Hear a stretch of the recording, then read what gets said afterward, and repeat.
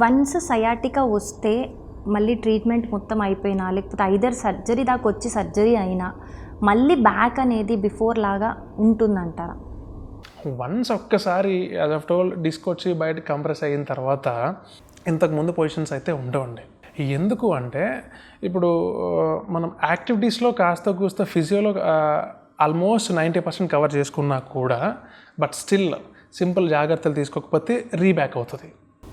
ఆ సింపుల్ జాగ్రత్తలు ఏంటి? యూజువల్గా వంగి పనులు చేయడం.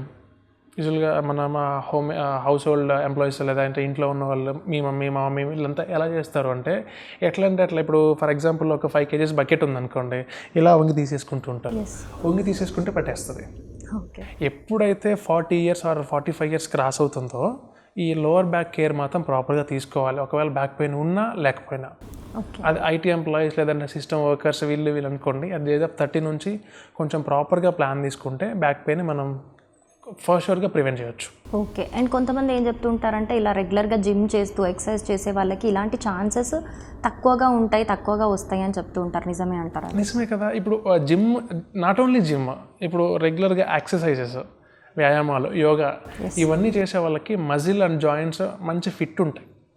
ప్రాపర్గా మజిల్ ఫైబర్స్ అండ్ టెండన్స్ మంచి యాక్టివ్ పొజిషన్లో ఉంటాయి కాబట్టి వాళ్ళకి బ్యాక్ పెయిన్ కానీ సయాటికా వచ్చే ఛాన్సెస్ చాలా తక్కువ ఉంటాయి. ఓకే. నా సజెషన్ అయితే అట్లీస్ట్ మీకోసం మీరు ఒక ½ an hour అయినా యాక్టివిటీస్ ఏదర్ ఎక్సర్సైజెస్ కానీ జిమ్ కానీ వాకింగ్ కానీ చేసుకుంటే ద బెస్ట్ సొల్యూషన్ ఉంటుంది. Okay. So sciatica once severe స్టేజ్కి వచ్చేసిన తర్వాత కంపల్సరీ సర్జరీ అవసరం అంటారా? సయాటికా ఆర్ లోవర్ బ్యాక్ పెయిన్కి మనం ఐడియల్ ఎప్పుడు కూడా ఫస్ట్ మెడికేషన్ ఇస్తాము. మెడికేషన్స్ తగ్గట్లేదు అనుకుంటే సెకండ్ స్టేజ్ వచ్చేసి ఫిజియో పెడతాం. Medication along with physio. Almost sciatica and lower back pain cases second స్టేజ్లో స్టాప్ అయిపోతాయి. ఎందుకంటే వీఆర్ పర్సనల్లీ ప్రాపర్గా అసెస్ చేసుకుని ఫిజియోథెరపీ సెటప్ అంతా ఇస్తాం కాబట్టి 90% కేసెస్ అన్నీ అక్కడితో ఆగిపోతాయి.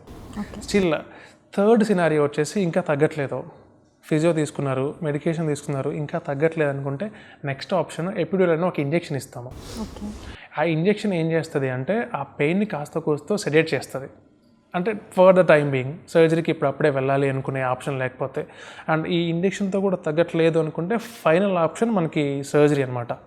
మనం ఎప్పుడైనా స్టెప్ అండ్ ల్యాడర్ ప్యాటర్న్లో వెళ్ళాలి కానీ ఒకేసారి పెయిన్ తగ్గట్లేదని సర్జరీకి వెళ్ళకూడదు. ఓకే. సో మీరు ఇంకా లాస్ట్ ఆప్షన్ కింద సర్జరీ సజెస్ట్ చేస్తారు. ఓకే. సో సర్జరీ అయిన తర్వాత కంప్లీట్గా బ్యాక్ సెట్ అయిపోతుందంటారా? కంప్లీట్గా బ్యాక్ సెట్ అవుతుందా అంటే ఈ బ్యాక్ పెయిన్ అయితే ఉండదు. ఎందుకంటే ఏదైతే డిస్క్ వస్తుందో ఆ డిస్క్ని మనం కట్ చేసేసుకొని డిసెక్టమీ చేసేసుకొని వచ్చేస్తాం కాబట్టి బ్యాక్ పెయిన్ ఉండదు.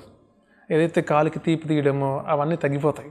కానీ back pain proper back care proper strengthenings మళ్ళీ after surgery also physio plays crucial role. Okay. తర్వాత కూడా ఫిజియో తీసుకొని సింపుల్ ఎక్సర్సైజ్లు బెండింగ్ యాక్టివిటీస్ ఇవన్నీ ప్రాపర్గా మేనేజ్ చేసుకోగలిగితే ఆల్మోస్ట్ 99.9% సయాటికా సెటిల్ అయిపోతుంది. ఓకే. అంటే సర్జరీ అయిన తర్వాత కూడా ఫిజియో ఎన్ని మంత్స్ చేయాలంటారు? అది depending upon the patient. Okay. ఇప్పుడు మీ పెయిన్ టెండెన్సీ లెవెల్ ఒకలా ఉంటుంది, నా పెయిన్ టెండెన్సీ లెవెల్ ఒకలా ఉంటుంది. ఇప్పుడు పేషెంట్ టు పేషెంట్ మనం ప్రాపర్గా మళ్ళీ అసెస్మెంట్ చేసుకొని ఇన్నిసార్లు ఎందుకు నేను అసెస్మెంట్ అని చెప్తున్నాను అంటే పేషెంట్కి పెయిన్ తీసుకునే టెండెన్సీ లెవెల్ వేరుంటుంది. బాడీ టైప్ దాన్ని బేస్ చేసుకొని ఉంటుంది. సో నేను కొన్ని కేసెస్ చూసాను, ఆల్రెడీ వాళ్ళకి బ్యాక్ పెయిన్కి ఒక్కసారి సర్జరీ అయిన తర్వాత ఒక 1-2 years బాగానే ఉన్న తర్వాత మళ్ళీ ఆ ప్రాబ్లం రిపీట్ అవ్వటము, మళ్ళీ అది సెకండ్ సర్జరీకి లీడ్ అవ్వటము, ఇలాంటి ప్రాబ్లమ్స్ వల్ల వాళ్ళు ఇప్పుడు విపరీతమైన పెయిన్తోని అసలు నిలబడలేము, కూర్చోలేము, పడుకోలేము అన్న ఒక సివియర్ పెయిన్తో సఫర్ అవుతున్నారు. అలాంటి సెకండ్ సర్జరీ దాకా సిచ్యువేషన్ ఎందుకు వస్తుందంటారు?